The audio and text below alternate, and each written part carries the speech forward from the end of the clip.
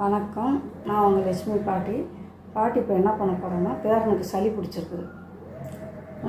Football விளையாண்டுட்டு வரும்போது அவனுக்கு நிறைய வேர்த்து கொட்டி நல்லா தடும் பிடிச்சிக்கிட்டு இருக்குது.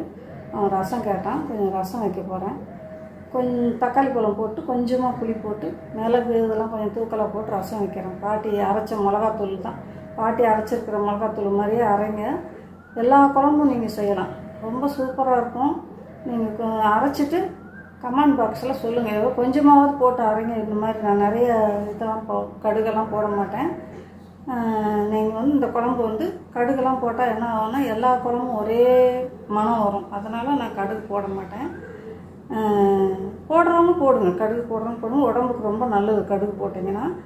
ஊறுகாய்க்கு தான் அதிகமாக கடுகு போடுவேன். ஊறுகாய் சாப்பிட்றது ரொம்ப நல்லது, தப்பே கிடையாது. ப்ரெஷர் இருக்கிறவங்களாலும் சரி, சுகர் இருக்கிறவங்களும் சரி, ஊறுகாய் சாப்பிட்டா அதில் கடுகு, வெந்தயம், நல்லெண்ணெய், உப்பு இதுதான் செய்கிறத தவிர மாங்காயும் நம்மளுக்கு வருஷத்தில் ஒரு தடவை காய்க்கிறது. அரிசி மாதிரி ஒரு வருஷத்தில் 4 போகம் காய்க்கிறதெல்லாம் விளையிறதெல்லாம் இல்லை. மாங்காய் ஒரு வருஷத்துக்கு ஒரு தடவை தான் நம்மளுக்கு காய்க்கிறது. அதுலேயும் நல்ல சத்து இருக்குது. கடுகுல நல்ல ஆரோக்கியமான நம்ம உடம்பு நம்ம எலும்பு பார்ட்டு எல்லாத்துக்குமே கடுகு ரொம்ப நல்லது. கடுகு, வெந்தயம் உடம்பு குளிர்ச்சி, நல்லெண்ணெய் அதுவும் குளிர்ச்சி. அதனால காரம் இதெல்லாம் சேர்க்குறோம் இல்லையா. நம்மளுக்கு வந்து ஊறுகாய் வந்து கெடுதலே கிடையாது. ரொம்ப நல்லது. சுட சுட சாதம் அடிச்சுட்டு நிறையா கடுகு, வெந்தயம் இதெல்லாம் நல்ல தொக்கு மாதிரி செஞ்சிங்கன்னா கூட சுட சுட சாதம் போட்டு நீங்கள் கொஞ்சம் போட்டு பிசைஞ்சு சாப்பிட்லாம். ஆந்திராவிலாம் பாருங்கள். நான் ஆந்திராலேயும் 2 வருஷம் இருந்திருக்கேன். மைசூரில் 3 வருஷம் இருந்திருக்கேன். தாத்தா ஊரே சுற்றினவர். அவர் கூட நான் போயிடுவேன். அதனால் எல்லா ஊர்லேயும் எல்லா சமையலும் பாட்டிக்கு தெரியும். அவங்கவுங்க பக்கத்து வீட்டில் பேசிக்கிட்டு இருக்கும்போது அதெல்லாம் நான் கவனிப்பேன், கேட்பேன். ஓகேவா? கொஞ்சம் கொஞ்சமாக கேட்டு தெரிஞ்சுக்கிடுவேன். முழுசாக தெரியாது, கொஞ்சம் தெரிஞ்சு வச்சுக்கிறேன். அவங்க சமையல் அவங்களும் செஞ்சாங்கன்னா எனக்கும் நான் தருவாங்க. அந்த காலத்தில் அப்படி தான் பழகுவாங்க. சரியா? 2 நாள் மழை வரும். பாட்டிக்கு ரொம்ப சந்தோஷமாக இருக்குது. அந்த மாதிரி மழை நல்லா, அதுவும் மழை வந்து சடசடன்னு பெய்யலை, அப்படியே மெதுவாக பனித்துளி மாதிரி அப்படியே அழகாக பெஞ்சிட்டு போதா ரொம்ப ஆசையாக இருக்குது பாட்டிக்கு. கொஞ்சம் இப்போ கிச்சனில் தான் இப்போ நின்று பேசுகிறேன். பாருங்கள், வேர்க்கவே இல்லை. நல்லா இருக்கலாட்டி தொப்பையாக நனைஞ்சிருவேன். கொஞ்சம் நல்லா இருக்குது. பாட்டி பார்த்திங்கன்னா ரசத்துக்கு 3 தக்காளி பழம் சின்னதாக கொஞ்சம் ஒரு நெல்லிக்காய் அளவுக்கு புளி ஊற வச்சுருக்குறேன். இதை கரைச்சிட்டு வந்துடுறேன். பாருங்கள், இந்த ரசம் கரைச்சிட்டு வந்துட்டேன் பாட்டி. அதில் உப்பு போட்டேன். தக்காளி 2 தக்காளி, ஒரு தக்காளி எடுத்து வச்சுருக்கிறேன், சின்ன தக்காளி. அதை எப்போ போடுறேன்னு பாருங்கள். பாருங்க, 1/2 ஸ்பூன் மஞ்சள்தூள், கொஞ்சம் பெருங்காயத்தூள் இதிலே போட்டுருங்க.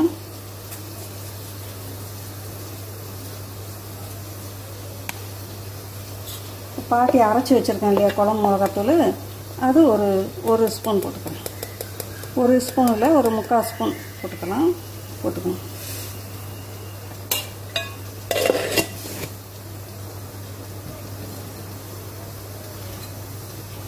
அது வந்து கலக்கி போட்டுக்கலாம். பார்த்திங்கன்னா ரசத்துக்கு நுணுக்கிக்கலாம். பாருங்கள், 1 ஸ்பூன் வரமல்லி,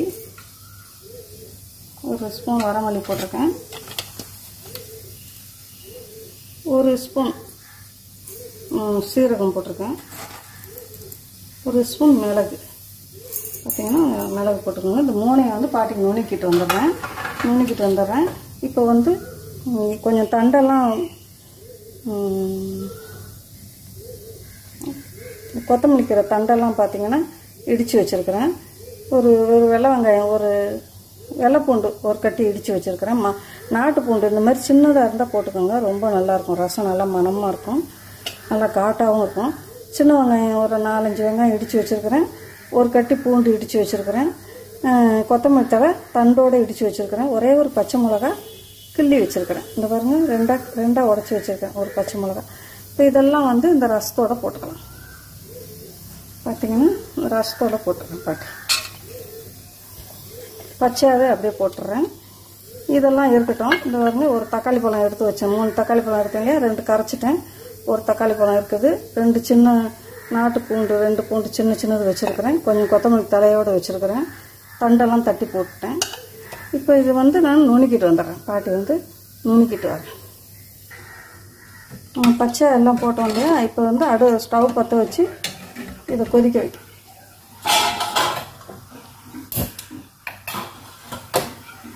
ஸ்டவ் பற்ற வச்சுட்டேன். இது வந்து ஒரு கொதி வரட்டும். இதில் புளி, தக்காளி பழம் போட்டோம் இல்லையா, பச்சை வெங்காயம், பச்சை மிளகா, கொத்தமல்லி தழை பச்சை, பூண்டும் பச்சை எல்லாத்தையும் நுணுக்கி போட்டிருக்கிறேன். இது மட்டும் கொதிக்கிற உப்பு போட்டிருக்கிறேன், புளி கரைச்சிருக்கிறேன், தக்காளி பழம் கரைச்சிருக்கோம். இவ்வளோ தான் இதில் போட்டிருக்கிறது. இது நல்லா ஒரு கொதி வரட்டும். இதை நான் நுணுக்கிட்டு வந்தேன். இப்போ இது 3 போட்டிருக்கேன் இல்லையா, மல்லி, மிளகு, மல்லி, சீரகம், இது 3 நுணுக்கிட்டு வந்தேன். பாருங்கள், நுணுக்கிட்டு வந்துட்டேன். இப்போ இந்த பூண்டெல்லாம் இதிலே அரைக்கக்கூடாது. இதில் அரைச்சிங்கன்னா அந்த வாசனை நல்லா இருக்காது, ஒரு மாதிரி கடுத்த வாசனை வரும். இந்த 2 வெள்ளை வெங்காயத்தையும் இடிச்சிட்டு வந்துடுறேன். இப்போ இந்த ரசம் அது கொதிக்கட்டும். மூடி வைக்காதீங்க, அப்படியே திறந்தே வைங்க. ஒரு கொதி வந்தால் போதும். ஊற்றின பச்சை தக்காளி பழம், புளியெல்லாம் கரைச்சிருக்கோம் இல்லையா, மஞ்சத்தூள் பச்சையாக போட்டிருக்கிறோம், பெருங்காயத்தூள் போட்டிருக்கிறோம். எல்லாமே பச்சை தான் அதில் இருக்கிறது. ஒரு கொதி வரட்டும். ஒரு கொதி வந்துச்சுன்னா அந்த ருசி கொஞ்சம் மாறி வரும், இல்லாட்டி பச்சை வாசனை அடிக்கும். பார்த்திங்கன்னா இந்த மாதிரி ஒரு கொதி வரணும். ரொம்பவும் தளப்பலன்னு கொதிக்கக்கூடாது. இந்த மாதிரி ஒரு கொதி வரும்போது நம்ம நுணுக்கி வச்சுருந்தோம் இல்லையா, அதை போட்டுக்கணும். இதை போட்டுட்டு இதுக்கு மேலே கொத்தமல்லி தழையும் போட்டுருங்க. கேஸை பாட்டி ஆஃப் பண்ணிட்டேன். ரொம்ப நேரம் பளபளன்னு கொதிக்கக்கூடாது. இந்த ஒரு தக்காளி பாருங்கள், இந்த மாதிரி கீறி வச்சுருக்கேன், அதை முழுசாக அப்படியே போட்டுடுறேன்.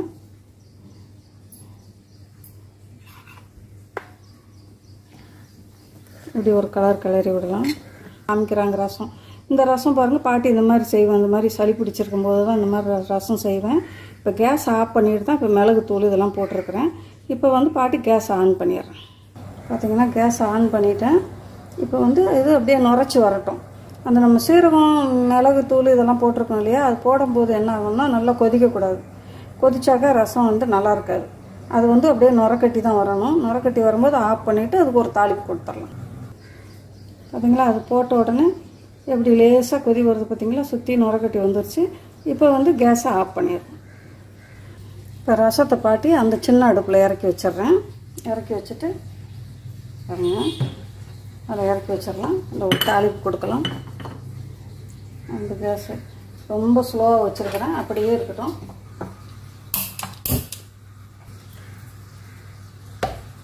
பாட்டி பார்த்திங்கன்னா நல்லெண்ணெய் தான் ஊற்ற போகிறேன். இந்த ரசத்துக்கு நல்லெண்ணெய் தான் ஊற்றி தாளிக்கணும். ஏன்னா முழுக்க சளிக்கு தான் நம்ம இந்த ரசம் அப்படியே கிளாஸில் எடுத்து அப்படியே குடிக்கலாம். ரொம்ப நல்லாயிருக்கும். சூடாக அப்படியே சாதம் போட்டு அப்படியே கரைச்சி குடிங்க. ரொம்ப நமக்கு வேர்த்துருச்சுன்னா இன்னும் கொஞ்சம் நல்லா நம்ம வேது பிடிக்கிற மாதிரி ரொம்ப நல்லாயிருக்கும். கேஸை ஸ்லோவாக வச்சுக்கோங்க. கடுகு போடுறேன் பாட்டி. கடுகு ஒரு 1/2 ஸ்பூன் போட்டுக்கலாம். வெந்தயம் ஒரு 1/4 ஸ்பூன் வெந்தயம் போட்டுக்கலாம். கடுகு நல்லா வெடிக்கட்டும். கடுகு நல்லா வெடிச்சிருச்சு. பார்த்திங்கன்னா இந்த வெள்ளைப்பூண்டு போட்டுக்கிறேன், இடித்து வச்சதை. அதுலேயும் பச்சையாகவும் போட்டிருக்கிறோம். நம்ம இடித்து வச்சதை போட்டுக்கிறோம். நல்லா வாசனையாக இருக்கும். பூண்டு நல்லா செவந்து வரும்.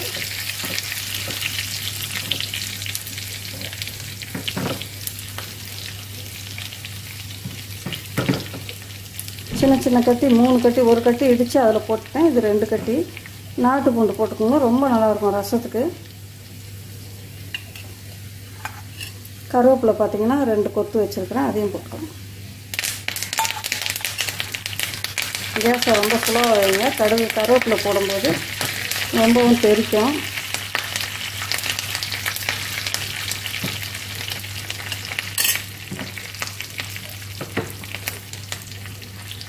நெய் ஊற்றி தாளிக்கணும்னாலும் தாளிச்சுக்கோங்க. நான் நெய் ஊற்றலை. இதில் நான் நல்லெண்ணெய் தான் ஊற்றிருக்கிறேன். நல்லெண்ணெய் செஞ்சிங்கன்னா இந்த ரசம் ரொம்ப நல்லாயிருக்கும் சாப்பிடும்போது. அது பாருங்கள், லேசாக கொதிச்சிக்கிட்டு இருக்குது பாருங்கள். இந்த மாதிரி லேசாகவே கொதிச்சிக்கிட்டு இருக்குது. இந்த மாதிரி ரொம்ப கொதிக்க விடக்கூடாது. எல்லாம் சலசலன்னு கொதிக்க விடக்கூடாது. இந்த மாதிரி லேசாக கொதிச்சு வரட்டும். எந்த பாத்திரத்தில் ரசம் வைக்கிறீங்களோ அதே பாத்திரத்திலே தான் இருக்கணும், மாற்றக்கூடாது. அதே மாதிரி குழம்பு வச்சாலும் நம்ம டைனிங் டேபிளில் உட்காரோம்னா கொஞ்சம் எடுத்துகிட்டு போய் அதில் வச்சுக்கோங்க. நம்ம சாப்பிட்ற அளவுக்கு எடுத்துகிட்டு போய் வச்சுக்கோங்க ஹாட் பாக்ஸ்லேயே. அதுலேயே மீதி எல்லா குழம்பையும் அதில் ஊற்றாதீங்க. குழம்பு வச்ச பாத்திரத்துலேயே குழம்பு இருந்தால் தான் அந்த குழம்போட ருசி நல்லாயிருக்கும்.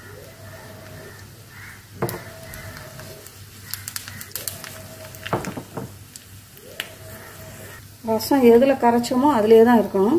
இப்போ பாட்டி கேஸ் ஆஃப் பண்ணிடுறேன். ஆஃப் பண்ணிவிட்டு இந்த கேஸையும் ஆஃப் பண்ணிடுறேன். ஆஃப் பண்ணிவிட்டு ஊற்றிக்கோங்க. பாருங்கள், ஊற்றிடுறேன். ஊற்றிட்டு அப்படியே குப்புன்னு மூடி வச்சிடணும். ரசம் ரெடி. ஒரு 2 நிமிஷம் பொறுத்து பாட்டி திறந்து காமிக்கிறேன். பாட்டி திறந்து காமிக்கிறேன். ரசம் தாளிச்சோடனே மூடி வச்சிடணும். கொஞ்சம் நேரம் பொறுத்து தான் நம்ம திறந்து பார்க்கணும். சூப்பர் ரசம் ரெடி. இந்த ரசம் இதே மாதிரி வச்சு நீங்கள் பசங்களுக்கும் கொஞ்சம் கொஞ்சம் கிளாஸில் நீங்கள் வச்ச உடனே குடிச்சு பார்த்தீங்களா, அவ்வளோ சூப்பராக இருக்கும் இந்த ரசம்.